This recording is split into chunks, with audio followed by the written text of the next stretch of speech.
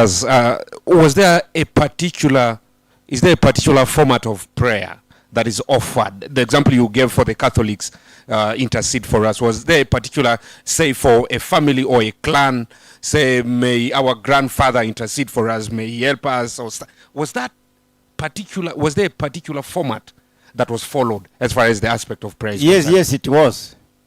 One, we had an altar like we have in the church. You put your sacrifices on the altar.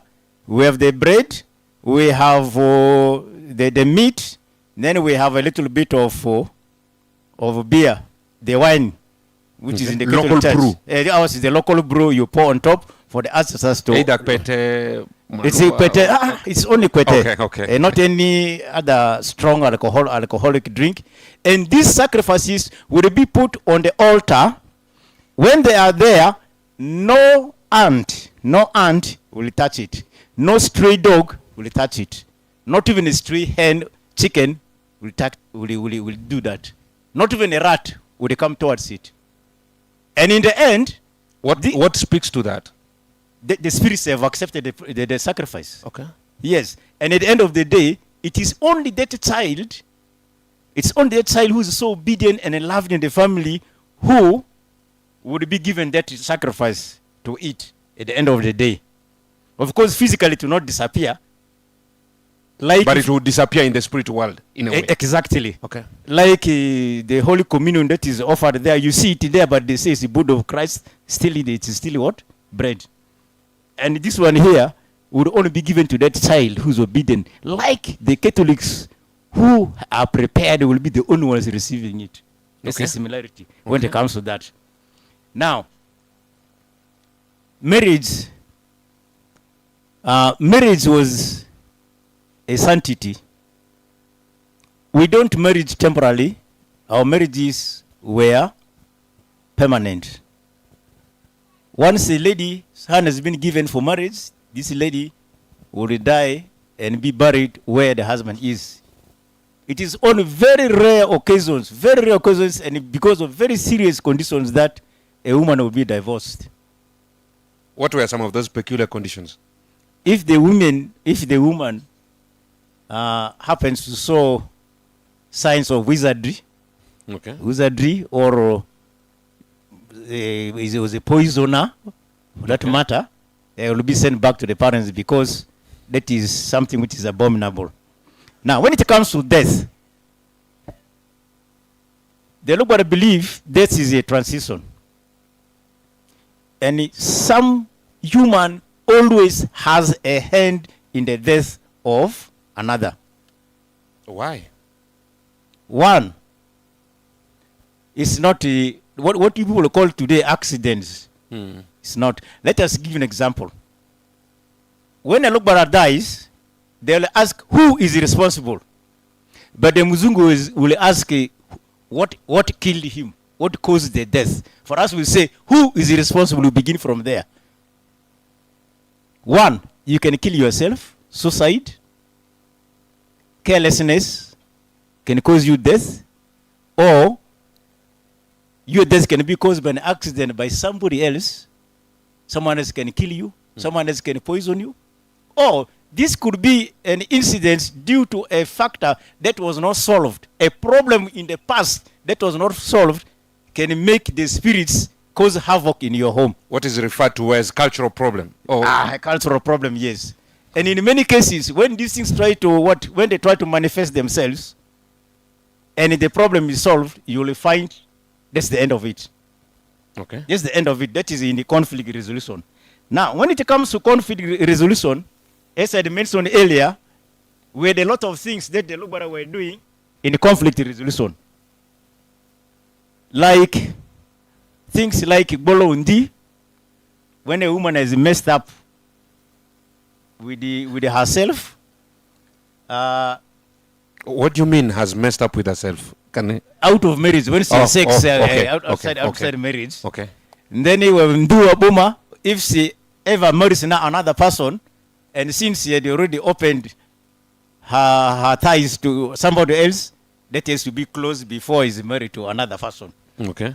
Then we have Lutuo, where the uncles have complained, and you are having misfortunes because of that. Once you give to the uncles what customer is demanded of them, that's the end of it. Then we have Ngokusoma. Ngokusoma, that means when someone else hurts you, he comes behind you and hurts you and says derogative things about you, that one there you solve it. We have Rudubiza. In the same clan where we suspect somebody has caused the death or has committed an abominable thing, then the community gathers, a beer is brewed, then some animal is slaughtered.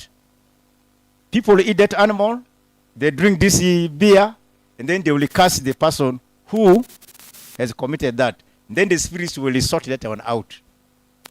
When the spirits have started working, there's no reverse because you have been handed over to the supreme judge. That is God in heaven, Ludu. We have Atife. Okay. That is a ritual that is performed to find out what the future has for us. And then we also have Onda Soza. Onda.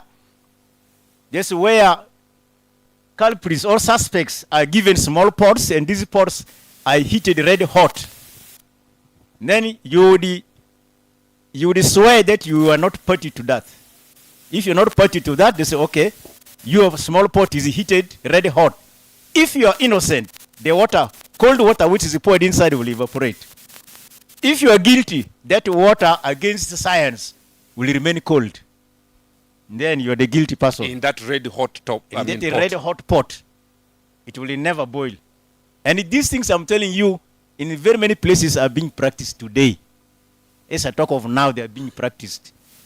And then we have buro, where a chicken is tied on the leg. Holes are dug. Say your hole is here, you are suspect. Your hole is here, another one there in a circle.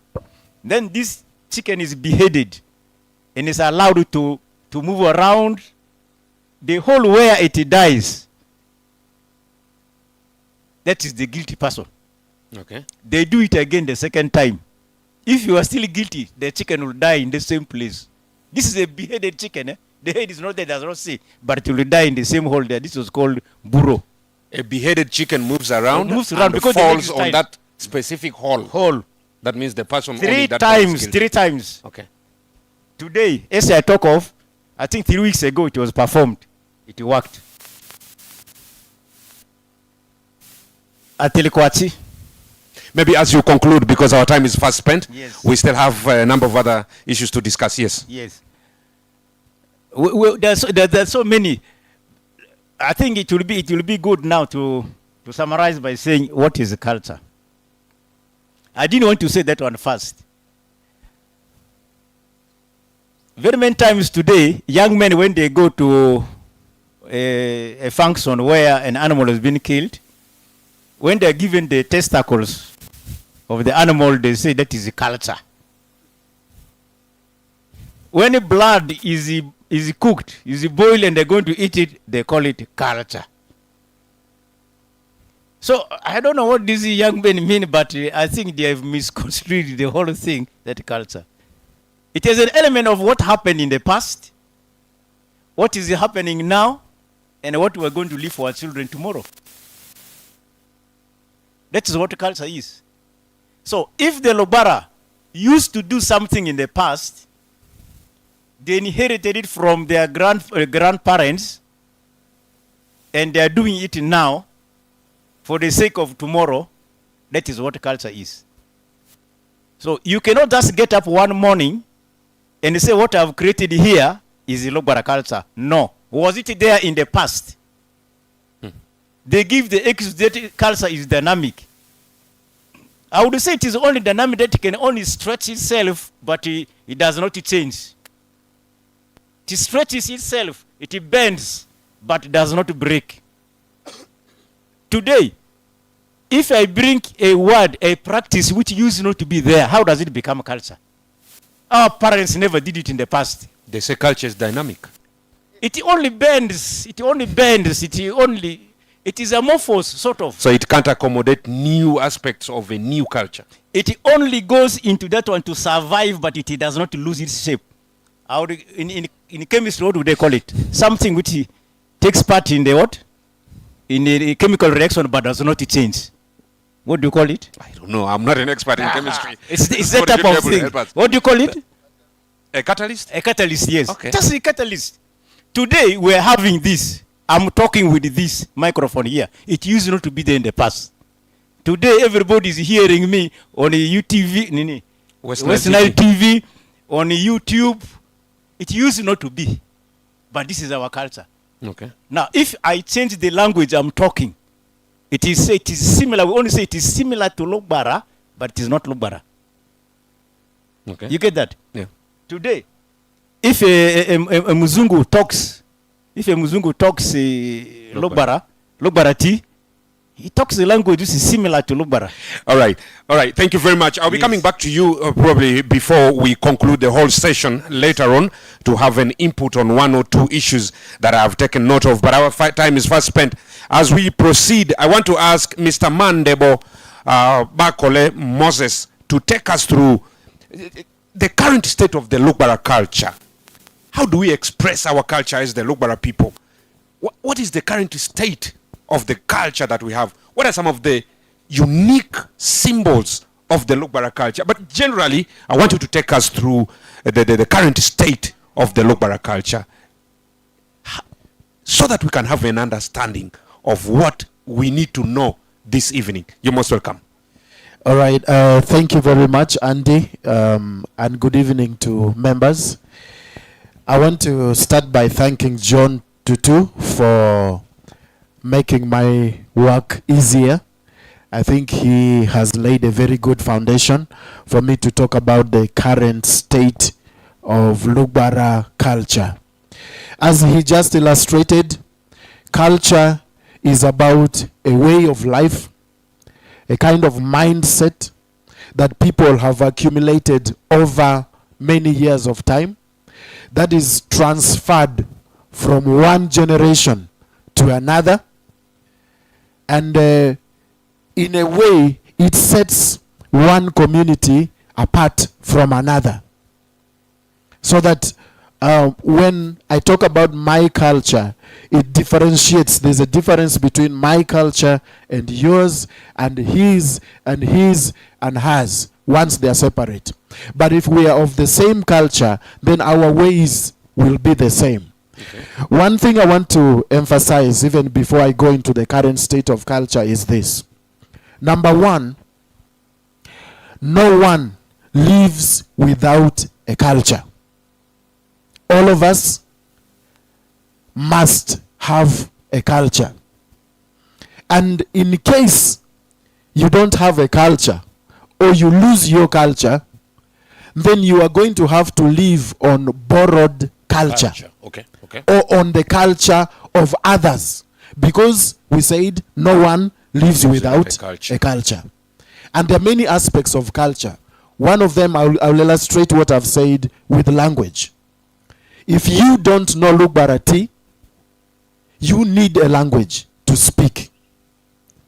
So what will happen? You will need to learn another language to speak. But the problem with losing culture or living on a borrowed culture is that for the rest of your life, for as long as you're outside of your culture, you will always be second to the original owners of that culture. I'll say that again.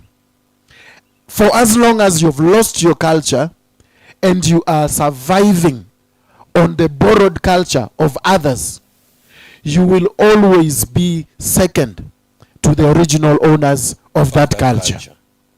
Now, assuming that I didn't know Lugbara tea and I've learned English to speak, to survive, when an English comes here today, I will always be embarrassed to speak. You get what I mean? Yes. Because the English is the original owner of English language, not me. What I am feeling like I'm speaking English, I will become embarrassed because the original owner of the language has come. Let it be music. Do your music. A very good piece of music. Rap. Nice rap music. And it's not Lugbara culture. When the owners of rap come, my brother, my sister, you will be embarrassed to rap. Because the original owners Have arrived. have arrived. And that is what I'm saying. You will always be second to the original owners. So losing your culture condemns you to a lowly life. A very lowly life. And that is why we should be scared of losing Lugbara culture.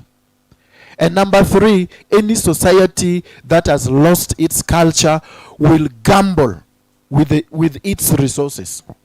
Because that means then you will not know how to deal with problems in your community. You will not know how to deal with problems, with how to raise your children, because you have lost how to raise children. A very long history, a very well organized way of life that has been tested, has been pushed aside. Now a new way which you don't have the history of has come into play. You're going to need the script of the owners of that new culture to be able to run your society. And I think that is unfortunately what we have found ourselves into.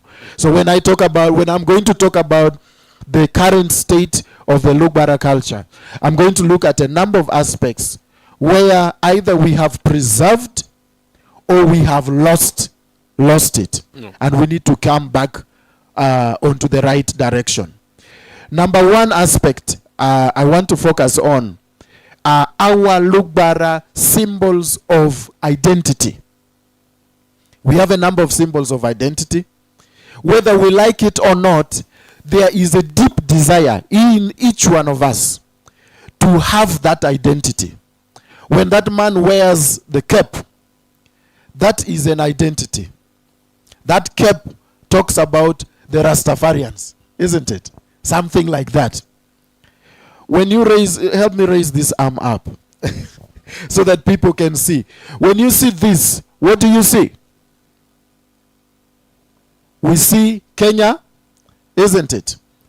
When we see that, we see Kenya. What I'm talking about is culturally there is a desire in each one of us that if I just moved into a room, I should be able to identify who is one of my kind without having to, first of all, even ask a question. So if a Kenyan came here and saw this man, immediately he would approach him to talk to him because he has seen something that identifies him as a Kenyan. I don't mind if you're Kenyan or not. Now, as the Lugbara, our primary symbols of physical identity were called ote. I don't know what they call it in English. A form of tattoo. A form of, okay. On the forehead, sometimes on the face. And also for women, they remove, it's called what? Scarification. Oh, he calls it scarification in English. Thank you very much. Most of us today, I think when I look at our faces, including myself, we don't have scarification anymore. There's removal of the lower teeth for women. If I ask my beautiful ladies here to open the lower teeth, they are intact. These people are going to eat chicken like no man's business. Yeah, so what I would want to say in terms of our identity, in terms of the physical, we have totally abandoned them. But what I can say is there is still the desire in us that there must be such a physical identity. Probably it might no longer involve tattooing the body of the removal of the teeth. Probably it will involve wearing something like this, probably wearing something on the neck. And that is already a debate within Lugbara Kari, that there should be something identified for a symbol. Whether you go to UK, you go to USA, you go to China, you go to any part, when you see, you should be able to know that this is my fellow Lugbara brother. Wouldn't that be a new creation of symbols within the culture? that is what he's talking about, an extension. It's about symbol of identity. It's not a change. It is about the concept is the same. It's about the symbol of identity. And if the clan leaders, if the Lugbara people agree that this is it, if the spirits agree, as he said, then we shall go by it. Okay, maybe Thank as you you. proceed, Yeah. he had earlier on talked about the aspect of writing it down, because literally it's oral. Yeah. Are you not worried that we've been too oral too long, that our culture, the Lugbara culture, has not been written down, and that has affected how far the culture has come? All right, I will come to that at another point. All right, please proceed. Yeah, I will come Proceed. to that at another point. I was talking about the symbols of identity. Yes. The Ote and the Sipeza is just one. There could be many more others. We have Tere. When I had JJ Suru singing the song, can you play that song? You put a song, just a little bit of it. One of the things that comes out clear, that song, the last song you put when we were talking about this. Oh, sorry. Okay, if it's delaying, I'm going to. All right. Woo-hoo-hoo! Yiklibi! Mabayo marola manabeyo. This tere is something that is exclusive to the Lugbara, and it is hardly practiced among us today. Okay. So when we talk about the state, I would say this is one of the aspects of our culture that is going down. Another key aspect of our culture is our language. To many, in many aspects, I feel the language is intact. I know that there has been adulteration, especially in the urban areas where we have come into contact with other cultures. But by and large, our language is still there. I wouldn't look at it like a degraded form. There are still communities where our language is practiced. Another aspect of our identity is our land. When we lose the Lugbara land, we almost cease to exist. When anyone wants to know who are the Lugbara, among the ways to identify us is where we live, is the land we own. That they are in Western and in West Nile, they are in parts of the Eastern DR Congo, and we are in South Sudan, in this location and this location. If we lose our lands, then we lose our identity. We lose our jurisdiction of governance as well. So I still feel, in terms of my own assessment of the current state of our Lugbara lands, our lands are generally secure under the customary ownership, but there is increasing demand for land grabbing and for the takeover of our lands. So it is upon our generation to be able to defend this. Let's remember that our ancestors fought for this land. They cleared this land. They have secured it. They have handed it generation after generation. Now we, the current generation, have it in our hands. And it's going to be us to preserve it and hand it over to the next generation. So this is as far as symbols of identity are concerned. In terms of industry, the architecture, he already mentioned the Lugbara housing architecture, which was designed to be simple, using indigenous materials and common knowledge almost to everyone, is still in place, but working alongside the housing architecture of the modern industry that needs specialized knowledge. We have had blacksmith or the Oka industry, where we produce a number of products. To many of us, and even in my own assessment, we haven't changed much in terms of the quality of the products. I've not seen growth, and I've seen a declining rate, a reduction in how much Oka practice is happening today. But one thing I can assure all of us is that it is still the Oka that is giving us original products.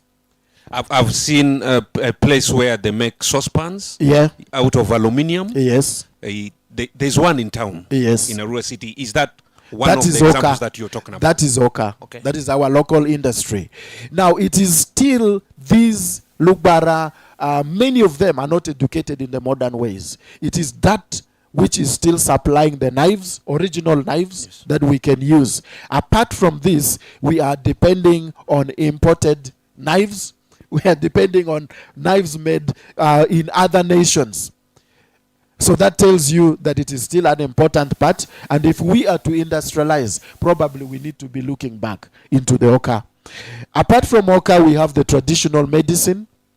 It is still at play, even as we talk today. Only that we have, in many ways, cut down some of the trees that have been medicinal trees. And in many ways, we have destroyed some of the plants that should be providing this medicine. And I would request that even as a people, as the Lugbara people today, we need to take interest to know which of these trees is medicinal and which of these plants is medicinal, and have deliberate efforts to conserve them. Because once again, the only original medicinal products we are getting is still from this traditional medicine. Apart from that, we are depending on foreign imported medicines. Yeah, apart from this, there are of course issues around pottery, which has come down due to competition from Chinese products. Pottery is down due to competition from plastics products, and we need to upgrade the quality of the products that come from our pottery to be able to compete. And then issues to do with fashion and design in terms of industry. Our original cloth, the ayebi, and sometimes we call it the tanure, was a classic design. I can assure you right now there is no design that has come close to the design of the ayebi, for those of you that have seen it. But because it was made in grass, it would harbor insects that made it uncomfortable for the Lugbara to dress in it. I have seen, this is 303. That is 303. 303 years. You better take up, look at the design of that ayebi and begin to forge it in modern apparel. And let's see how it comes out into Lugbara original design using our own culture. Yeah. Number 3, our history. Our history as the Lugbara is preserved, as I said, in terms of oral tradition. This is what I was coming to. Yeah, yeah. It is preserved in form of music, as he said earlier on, and also in form of folk lures. If I may focus on the oral history and the current state, I'd want to assure us, I have listened firsthand to a number of historians of the Lugbara that are called Adi Dipika.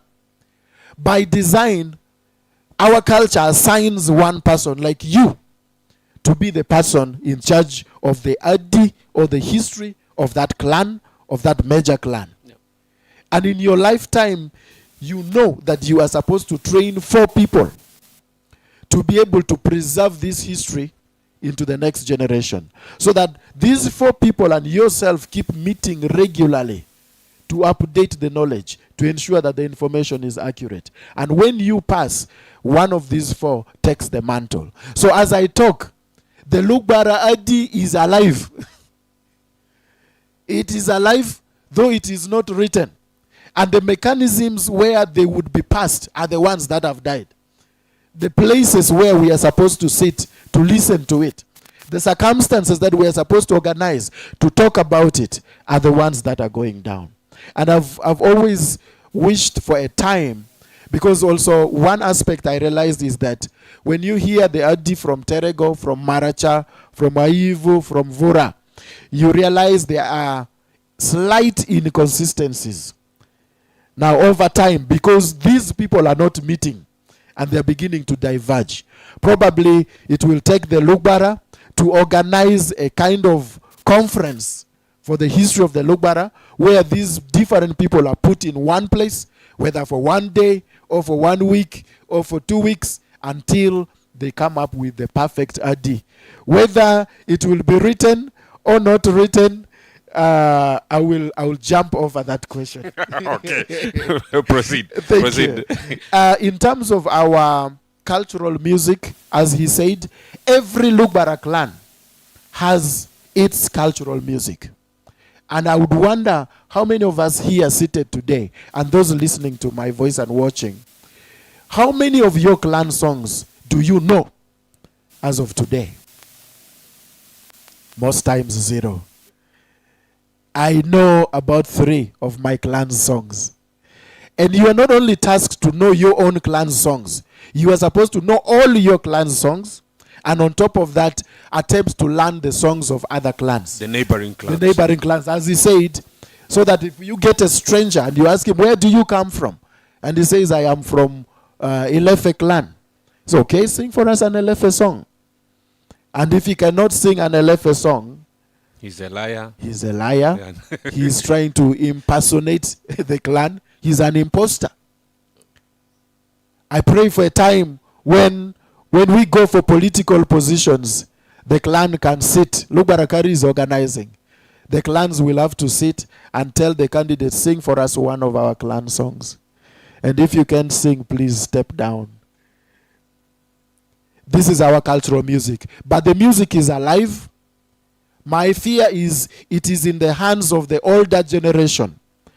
And the transition we talked about from generation to generation is not happening the way it's supposed to be.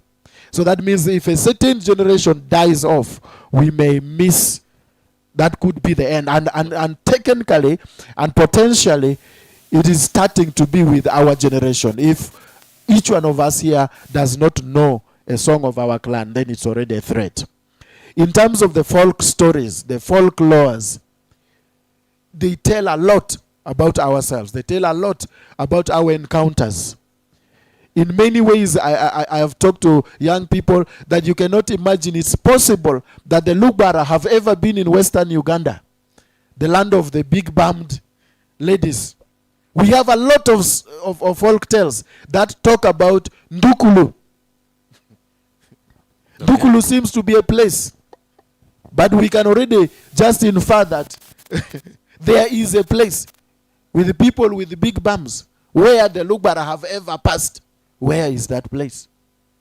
So the folk tales preserve part of our history. And I would also challenge us again, those who are sitting here, how many of your clans' folk tales do you know? How many of your folk stories do you actually know as we talk today? I know about 15. Do you tell them to your children? Because that is how it is supposed to be transferred. So if not, then this is a threat to us as the Lugbara. I may not go through all. I'm trying to ensure that I am within time. I think the aspect of spirituality that he handled it very well. That's why I will not talk about that. Yes. Yeah. Issues around the norms and the customs, he has handled a number of them very well. So I will jump just over a few. Because of time, there were some that he didn't handle. Yes. To look into those specifically. Yes. There are issues around the family. Very important for us to mention. The Lugbara family is a man, a woman, and the children. And it can be nucleus. It can be extended. It is not, how do I call it? The man and the man, and the woman and the woman. That is now becoming a culture. That is a foreign culture. That is not Lugbara culture. Our culture is this, and this family is still intact as we talk of today. There's polygamy and widow inheritance that goes on in the family, and its form has deviated quite significantly from the original intent. And that's a big discussion for another day. We may not be able to handle today. The meetings at the family level have collapsed. Our family is led by 2 people culturally. The man is the head of the household or the family. Banyomve Akudile, he's called Akudile. The woman is the owner of the home. Banyomve Akuipi. So when it comes to managing the family, it's between the Akudrile and the Aku EP. And this seems to go all away when we talk about the family today. Men alone think they are the owners of the home. The owner of the home is the woman. Even the land, your harvests, your crops that you harvest, everything in the house belongs to the woman. The owner of the home is the woman. The man stays in the home of the woman, even when you have married her. And that needs to be clear for us as Lugbara. And when you look at this and you look at the notions of emancipation and a number of things, you'll find that it will have brought more burden for women today than before, than according to our culture. Well, there are social mechanisms for the protection of vulnerable people in our family. The ones which used to be in our culture, most of them are now termed as human rights abuse. The Lugbara protect women, children, and land through violence, largely. When you rape a child, this is not that negotiation. There are no issues of where are the witnesses? Go and bring the court, arrest the suspect. No. Once we get you have abused the child. For example, culturally, you say that me re zamba de kwekwe. You have defilement now. Defilement, what you're calling defilement today. Which means you have scattered the girl. Culturally, the head of your penis will be scattered. How? 2 nice, smooth water stones. They put the head of the penis in between and they hit it 4 times in public. And once that is done, you can imagine if there will be rape, there will be defilement in such a community again. It is done in public so that when they hit there, you who are men, you also you feel the pain. You feel the pain as well. Then in such a circumstance, even our ladies could afford to move naked. Because if you tamper with her, 4 times. Instead, you will control your instinct. If your thing is giving you trouble, you pick a stick and hit your knees so that it can cool down, because it is going to cause you trouble. Okay. So our mechanisms for protection of women, for protection of children, are not these joking ones of the laws of today, where now we can say 6,000 girls have been defiled during COVID-19. And if you ask, where are they imprisoned according to the laws of Uganda? They are not anywhere accounted for. Or when you ask, okay, do we even have a prison that can accommodate 6,000 rapists, defilers? It is not there. So we have dead laws that have replaced very strong laws for the protection of women and children and our land that we need to refocus on. Number 6, I want to focus on our ceremonies. Not all. He mentioned a number of them. I want to look at the Aje, the marriage. The Lugbara traditional marriage is still alive. And in many ways, now we have adopted a second marriage, which is the Chiganda, the Baganda traditional marriage, Kwanjula. And on top of that, we have adopted the white man's, the English traditional marriage that is called a wedding. So many times a Lugbara, for you to marry, you almost have to go through 3 separate traditional marriages. Somehow it has not pushed away the Lugbara traditional one. But I think there's need to strengthen it so that the others know, that the community knows, the young people know that the one Lugbara traditional marriage is sufficient. Maybe probably, just, are you yes, able please. to mention something peculiar about the Lugbara Adze that people try to confuse with what happens now, this Kwanjula and the rest? What are those peculiar things? Apart from maybe, say, the bride price and the rest, what are those things that are particular to this Aje? The Lugbara traditional marriage, I think the part that is messed a bit by the external forces is the Yamari part, which is the celebration, where once the payment of the bride price and all this is done, then we exchange animals that are then slaughtered, and then the whole day is spent enjoying, eating. It's a time of joy, ululuation. That yamari now. That yamari. It is yamari that I think is trying to be overtaken by the Kwanjula. Okay. That's the aspect. Okay. But overall, the cultural marriage of the Lugbara is still there. And then when we look at the funeral rites, many people believe, think that if the religious institution, if father was not there, then the dead bodies of the Lugbara would not be buried. Lugbara have a complete setup, a complete what I call order of service for the burial of the Lugbara. And sometimes it's very, very spectacular when it comes. But what I have seen is a fusion between the religious burial ceremonies and the cultural burial ceremonies. Many times you see the religious on the front, but on the background, the cultural is behind the entire organizing, and the cultural rituals go. So for me, in terms of the cultural burial and funerals, I think there is already a fusion. As someone said, culture also sometimes gets modified and adopts aspects of other cultures. That is another aspect. Our naming ceremonies are scarce. I don't know how many of us practice that. When you get a child, you have a special naming ceremony.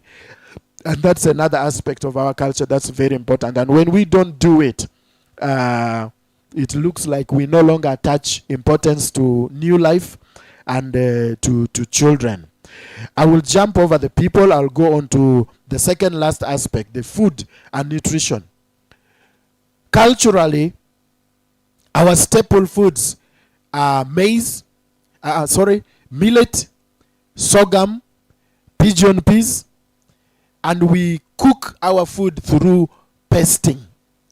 So whether it's simsim, granuts, or sometimes a mix of the two.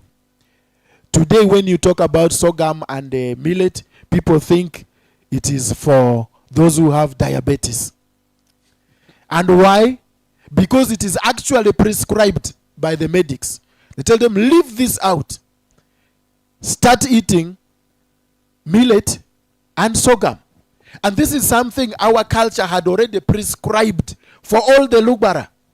Why? Because they had time over 2,000 years to see which food does us bad and which food does us well. And that is how you get handed over a team, a selection of what is good for our people.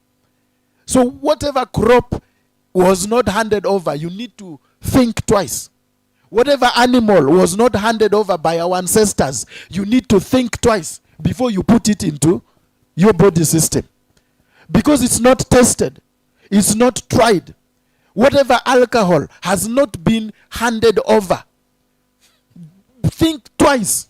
Because then you become the guinea pig for testing this item. Yet our ancestors are already sacrificed for them to know that this one is good, this one is bad. Some Lugbaras had already died. You want to die again? We want to die again? So when you look at these aspects of foods, we have moved a lot. We have changed a lot. We are now eating cassava. We're now eating beans. We're now eating some fried, mostly fried foods.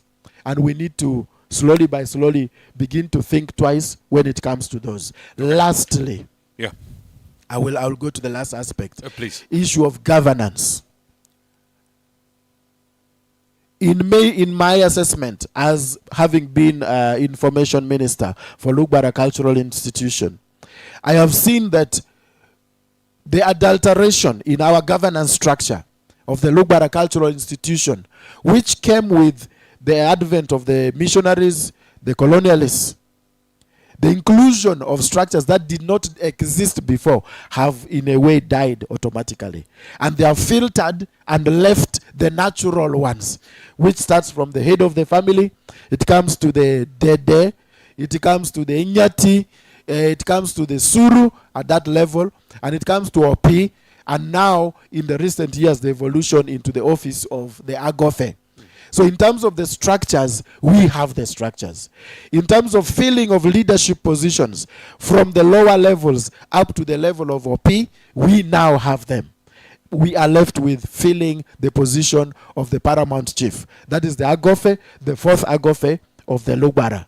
That is supposed to be sat on that seat. Okay. Also, in terms of governance, our judiciary, we rule so many cases. The cultural institution rules more cases, I can say, with confidence than the formal justice system that we have in Uganda today. Every day they are resolving conflicts, and not only resolving conflicts to deliver justice, but also reconciliation. Because in our culture, a conflict is not complete between us before we can agree with you to share food from the same pot. If that does not happen, that is the reconciliation. Then the issue means if we start sharing food, that means there's a problem. And if we start sharing food before reconciliation is done, then something will happen to us. All right, thank you. Our time is fast spent. I'll go to the last panelist to have a discussion to share with us on the same aspect of the Lugbara culture. But for your information, we are being sponsored by Aquafina. They are produced by Pepsi. Very ice-cold water, very nice. You can have a sip. And we are being sponsored by 303 Apparel, by West Nile TV. Want to thank you very much, West Nile TV, for this platform that you've given us. We're going far and wide. The people in diaspora are able to understand, have an understanding of who the Lugbara people are, who they are. And this is a very good one. Thank you very much, West Nile TV. And we are also being sponsored by Coco Palm. The Coco Palm gave us this space where we are this very evening. We want to thank them so much for that. And we have in our midst, I think, filmmakers. They are very interested in this discussion, and especially when I read through your concept paper of what you're going to discuss, I realized it's something worth taking care of, worth noting, especially for the filmmakers in this region. And I encourage them to reach out to you. There are aspects that I had no idea on, that I'm knowing for the very first time. And so if I'm knowing them for the very first time, that means so many people of my age group are knowing this for the very first time. If you can expound on this and have it in circulation so that we can be able to see what to pick out of and have a continuity. Though he said having it written, there's still a big question on it, but what about having it in film? Should there be a big question on that? Well, that is another subject for discussion for another day. Now let's go to the third and the last panelist to have a discussion with us on the same issue, the influence of religion on Lugbara culture. How much has religion influenced Lugbara culture? This is what we want to conclude with. Our viewers, you'll be able to send in questions. If you want your questions answered by a particular panelist, you should be able to indicate that. The first panelist is called, the first panelist to have a discussion with us is called Mr. John Tutu. If you want to refer your question to him, please do that. The second panelist is called Mr. Mandebo Bakole Moses from Lugbara Kari. And the last panelist is Father Charles Obi Guma. He is an expert on faith and culture. He's a scholar in that area of study. So we want him to take us through how much influence religion has had on the Lugbara culture. You're most welcome. Karibu. I thank you, my listeners, and the organizers who have given me this opportunity to have something said little. I was first of all asked to give influence of foreign religion on Lugbara culture. Looking at that, it is a bit biased. One can begin on a wrong note. So I begin on influence of religion on a culture. As a general. it gives us a basis to understand who we are as human beings in general, then in particular addressing the particular cases. Okay. As in general, to be well, three things must go together: health, culture, religion. Putting malaria in a context, around 70,000-80,000 BC, more or less at the time the Homo sapiens emerged. A little child in Kenya in archaeology is discovered to have died of malaria, and the attempts were made to try to treat this child. So here we have life. The human beings have that intuition to live and to be well. But what needs to be in place? Treatment, a way of appeasing the Creator. By 43,000 BC here in Africa, evidence point to attempts of the Stone Age men trying to pray and make Creator worship. So by 9,000 BC, with the changes in the environment, attempts were made to begin to raise animals, stock raising, and human settlement. And their efforts were being made to try to have a culture in place, in that place of settlement, and also a way of relating to the Creator and the other higher spirits.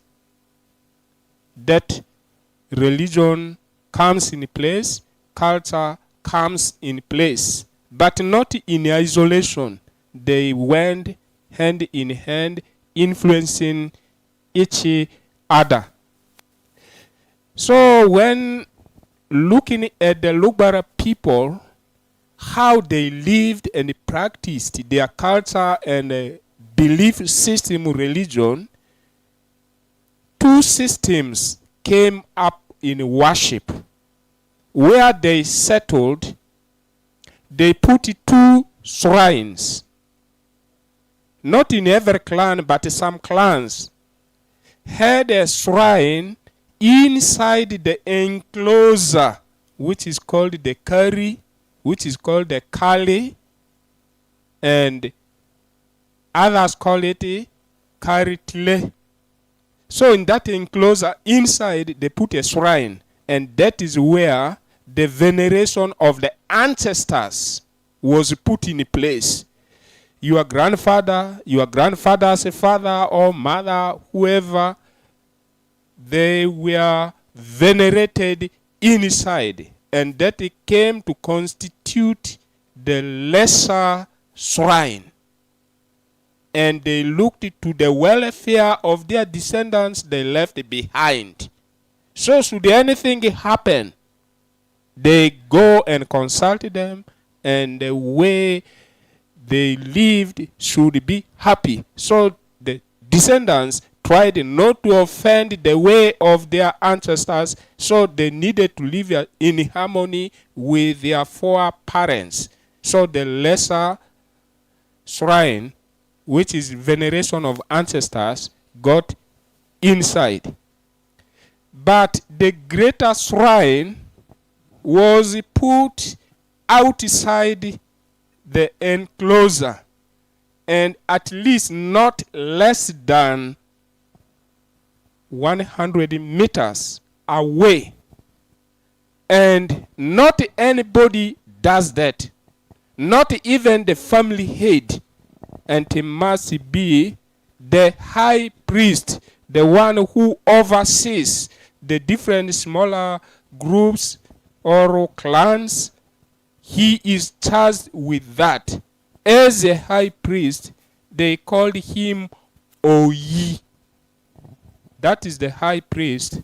And he had to do certain things in order to perform his prayers on behalf of the people under him. And it was done in the morning, after having fasted and after having observed the customaries pertaining to what he is to do. Therefore, one, it is done in the morning. As the sun rises, he prepares to go and engage in prayer. And when he prays, when he does what he has to do there, he takes the standard. We call it Kali, Lote, Toke, Tufe, or Goke. And there's one from an elder I tried to sketch some time back. One made out of reed. And when you look at it, there are two reeds. One is cut halfway and the other one is put inside it. But the one inside has 3 canes and is inserted to it. But the belief was that in communicating with the higher spirit, the creator, who is the maker of the sun, so it is symbolic that a human being has no power, has no authority, has no capacity to point to the creator unless through a means. This becomes like a kind of an instrument, like his prayer book, and when he is communicating, he can be in touch, and he points to the rising sun to make his appeal, his communication, not directing his finger, but using an instrument of prayer for him. And he does that on behalf of the people. So, dear people, when the missionaries came, they did not simply just come and wash away and say, this is rubbish. Some tried to make an attempt, first of all, to learn the language of the people where they have gone and try to put down what they observed, how they speak the language, how they lived, and if there are some scanty things that we are able to read today, it is because of the effort that they made. One of those is Krasolara, a linguist. The Lugbara we write and we read now is his work. How we should write our language. None of us knew how to write it. And he put the first orthography for us to use in order to write. And he also made some observations, and he said, when you look at the language and analyze the language of Lugbara people, it gives a clue that these are a group of people who have been in this place for so many years, and it is like a forest that has accumulated every year new fallen leaves, and it keeps piling. And you cannot come with a conclusive decision to say that, oh, for the Lugbara people, so and so was their ancestor. Because it was a collection at different times of different people. because the language is evidence to it. So based on his way of explaining, it appears by around 2500 BC, the Welian Stone Age men who were living from well-riven Congo up to where the Madi and Kakwa and the Luru, this whole region was under the Welian Stone Age men, Uelians, Welians. These Stone Age men who once lived here are forefathers to this land, were big game hunters. In order to bring a buffalo down, in order to bring a rhinoceros down, one person or three people cannot do. So you need more people. So their culture was so open that they were able to welcome and receive other people and accommodate them. So by being receptive to other people, so a larger group kept building up. Others move, others remain. But that way of living and the language remains in the place. It appears for over 3,000 years in this place, people come and go, but the language kept accumulating these dry leaves, which we are now able to say, this is our culture. But different people passed by. After these Stone Age men, a group of people, at least the goat keepers, even the old people, will be able to tell you and tell us that, no, goats were here first, cattle came later. They will tell. But when exactly? Then that is work for researchers, for those who are coming who need to dig deeper and tell us what exactly, using the tools of research, different tools. But at least by around 1000 BC in this place, goats should have been introduced. And then after them, the iron workers. You go all over Lugbara area, West Nile area, you find the evidence of iron works all over this place.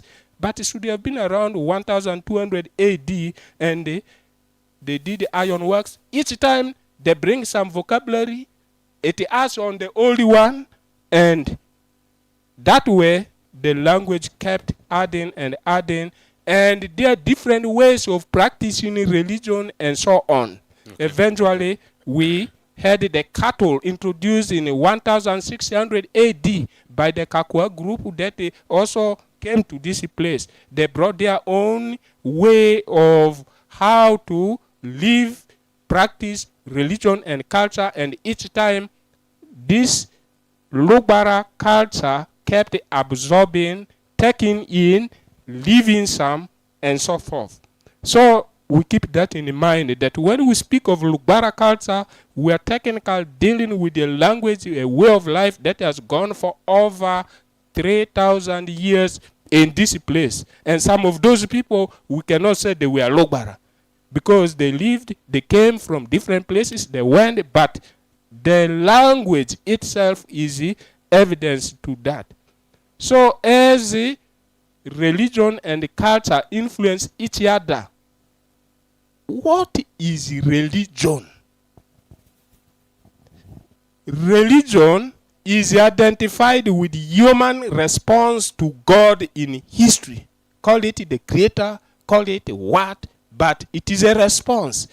People look at the sun, they look at the cloud, because of being irrational, they come with a conclusion. There must be a spirit that is behind all this. So faith comes in. Call it a primitive religion, call it a Christian religion, call it Islam, but all of them are pointing to one direction, a response to a spirit that organized all these. Therefore, faith or religion is being human on earth with the eye on God. Thus, religion is historical. And anything historical is found in culture. So if we are speaking of Lugbara culture, we need to build and find out and constitute and write what is the history of Lugbara people or of Lugbara land. Once we have that in place, then other things, we understand it better. 2, culture. What is culture? We don't need to scratch our head on that. UNESCO gave us the definition in 1982. What did the UNESCO do? UNESCO states that culture is the sum total of distinctive, spiritual, material, intellectual, and affective traits that characterize a society or a social group, as well as the arts and literature. It includes lifestyles and beliefs. Therefore, culture indicates all those things which go to the defining, refining, and developing of human beings' diverse mental and physical endowments. So religion influences culture, and culture influences religion, whether it is local native religion or it is foreign religion. But the point is this: there is no culture that is static. Culture is evolving. People are evolving. And as time comes, some of these things come, some elements go. The two are inseparable companions on human journey on earth. So when we are looking at the influence of religion on culture, the interface of religion and culture, we need to show that religion is the destination, culture then indicates the distance still to be traveled. So here, culture, religion, they have enormous influence on each other, both positive and negative. And here we are speaking of one particular culture. But there is one culture meeting other cultures, and also something happens in that interaction. Then one religion meeting another religion or other religions, you also find a number of things happening, both positive and negative. Now, when we come to the influence of foreign religion on a Lugbara culture, let me summarize it just this way. Please. It was meat-based. All the sacrifices, you have the end result, meat. Interesting. Foreign religion, what did it do? Love of meat should be substituted by love of money, offertory. So, a shift. Who today does not love money? And when the you sell meat colonialists to get money, you pay as offertory. You use the meat to pay as offertory culturally. But you can't bring meat in the church and you'll be relevant. It is the money that is needed there. So when the colonialists came, somehow something funny happened. In a way, they helped the missionaries preach money so that the society is reset. The mindset is reset. And everything is reset. So a new life begins based on the money, and the old way, which was set on the meat, sacrifices. That is primitive. Money, that is new life. So if we analyze that influence, we write volumes and the volumes and the volumes. And those who love meat, they will defend their meat. And those who love money, they will defend their money. So in the end, but the point we need to know really is that the essential meaning of both religion and culture consists in the fact that they are characteristics of human life as such on earth. These are characteristics basic to us. We cannot do without a culture, and we cannot do without religion. We attempt to do that, we are cropping into depression, into a state which is less human. Religion points to wisdom. And the culture points to customs. So when you have religion in a place, it be Hinduism, it be Islam, it be Christianity, it be our traditional religion, it has some wisdom to impart on their adherents, those who believe in it. Wisdom. Then that wisdom to have flesh needs customs in place, needs practices in place. And then that way you find that human beings live truly a human life on earth where health is in place, wealth is in order, life is in order. The second influence that a foreign religion has brought on Lugbara culture is that shift that when you get treated, you are treating malaria, all this and so on, it never ends in the grave. For the meaty people, the lovers of meat who sacrifice and so forth, they looked for health for their children by putting some meat. There is a sacrifice for the gods, whether they ate it or they did not eat it, was after health. That health was for the life here, but not for the one after the grave. But Christianity comes, Islam comes and says, you see what? After you die, you still have another chance to leave this body again. There's a total shift, something which was not in the traditional system of belief. And that belief system changes and influences Lugbara culture to do certain things a certain way. The burial rite had to change. Before the missionaries came, they made sure the people were buried facing east or west, depending on your gender. But when Christianity came and said after death you will rise, and the burial, the coffin, you are put facing upwards, no problem, because there's a shift, there's an influence. So what happens technically is that there are those positive influences and there are those negative influences. And some of the influences which are attributed to religion is not real the religious conviction, it is the bag, the culture in which that religion was brought. To us in Lugbara, Christianity was brought in the bag of European culture. So we have a task. Is it the content in the bag that we have, or we are actually admiring the bag that brought the content inside? So there are two things. The Western culture that brought us the Christian faith, what is it? So we have a task. Both the bag influences our thinking, and what is inside the bag influences our thinking. The same for Islam and the language that accompanies them.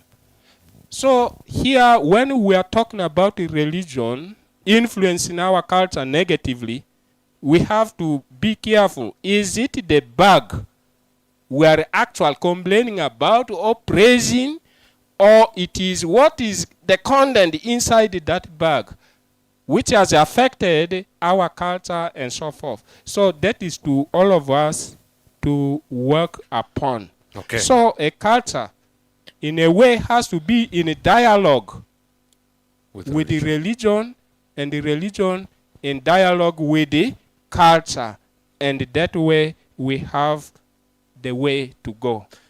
Thank you very much. The last statement has, intrigued me so much. Religion has to be in dialogue with culture and vice versa. I've seen this a lot of times when cultural functions are taking place. They first pray, if it's a Christian community, they first pray in that format before they start talking about, tikisi, indrikisi, and stuff like that. So I think that harmonization is already taking shape. But how far, to what depth, is what needs to be looked into. So at this very point in time, if we have questions, I will request that the questions come through now, especially from the audience that is within, and then I'll be able to go to the socials immediately after that. But let me come to you, Nyama Walter. Andy, there's a question someone asked here. Yes. And the person has gone out. They need clarity on the manner in which the marriage process is conducted today and what ought to be the right process for our marriage ceremonies. Okay. Secondly, it seems to this person marriage is becoming exorbitant. We have talked about the 3 phases. I think, Mr. Mandebo, you should take note because you talked about that yourself. This seems to be driving a lot of young youth crazy in the modern times. They're going for loans to buy cows and other things. What do the panelists have to say about this? All right. That specifically should be your question. Maybe other panelists will be able to have some additions on that. All right. I didn't go into the details for the customary marriage. I just want to encourage that person and other young people that the Lugbara customary marriage is not meant to break our back and also for us to go and break the bank. We know that as of now, as I said, first of all, we are having burden of almost having 3 marriages. The Lugbara customary marriage, the Baganda customary marriage, and the English customary marriage. And this is sometimes what breaks the back of the young people. In fact, practically now, only those who are educated, those who are working, are the ones who almost successfully go through marriage the rightful way. So, first of all, it is for us to trim away the other aspects that are not part of our culture. But also, today there has been commercialization of the Lugbara traditional marriage. We went to a particular marriage where they knew that the person who was marrying was a brother to a member of parliament. And those people put in, they needed 87 cows. They needed about 90 million shillings, you know, and it was very annoying. I was part of the panel that went to do the negotiations. Okay. But also one important thing with our marriage is that we know that it is not supposed to be that. So whom do you take at the marriage negotiation table? At this particular situation where we went, we were able to let them know that there is no such thing. Ideally, we should be paying 3 or 4 cows which have names. So maybe as Yes. as just a follow-up question on this, Yeah. as the Lugbara curry, is there some systems that you've put in place? Say, I've seen this in the Ringa culture where the elders have agreed that the cows to be paid must be less than 5. Above 5 is not allowed. The goats must be less than 10. Anything above 10 is not allowed. Has that taken shape already, or is it something that is being talked about? Everything that is paid in a Lugbara cultural marriage has a name. And usually, you will not have a situation where it is a must that you must pay more than 5 cows. Because then you have the cows that have names. This one is Kai for the clan to eat, the meat that he was talking about. There is a cow which is for the uncles. And there's a cow that remains here. And anything else that is paid is supposed to come from the free will of the clan or of the persons that are bringing in these things. I think with the But not current mandatory. mechanism, Yeah. it might be necessary for Lugbara Kari to make it mandatory that you must not pay beyond this. And that dialogue is already there at the Lugbara Cultural Institution. Thank you. All right. I think the question has been answered already. Yes, Father, Reverend Father, please take on that again. In Lugbara marriage, what qualifies there's a marriage in the contract is the 2 goats which they call katle, jotle, katle, the 2. This is there marriage or no marriage? It is the 2 goats. Ali, that is the bull of menstruation. That's why Ali does that. Once a girl has started seeing her months, she is ready to give birth to a child. Therefore, it must be celebrated. And in the past, it used to be that the aunt will observe this girl the first time menstruation takes place, they keep quiet. The second time, they keep quiet. The third time, and then they say she's ready for marriage. And then the boy or the young man who is the would-be husband, the parents and so on, now will give the bull for her being ready to give child to that family and continue the posterity. But this Kai is actually not a part of Lugbara marriage system. It is for a woman who married, they had the Ali and so on. It is not mandatory. You give Kai or not. If they give, the father of that lady can slaughter it, may not slaughter it. After all, these people already ate the Ali. So Kai is optional. Given, good. Given, not slaughtered, no problem. Okay. All right. I'll request if we have questions from the audience, please kindly come in front here so that the camera can be able to capture you. Just stand right here. We have the cameras on. You can come here. It's okay. Be right here. And for your information, we're live on West Nile TV and especially the YouTube page. If you want to watch now, you can be able to watch that on the YouTube of West Nile TV right now. Thank you very much. Please proceed. Thank you very much. My brother informed me of this about a month ago. I'm actually sorry for having come late, but you haven't missed a lot. Yes, I have not missed. You'll make a follow-up even on YouTube anyway. Indeed, yeah. I sent my brother there to start the recording in advance, Jimmy. So I'm going to catch up with that. So I thank you, everyone here. I have a question. Maybe your name? My name is Totia Mikdad. I have one simple question. I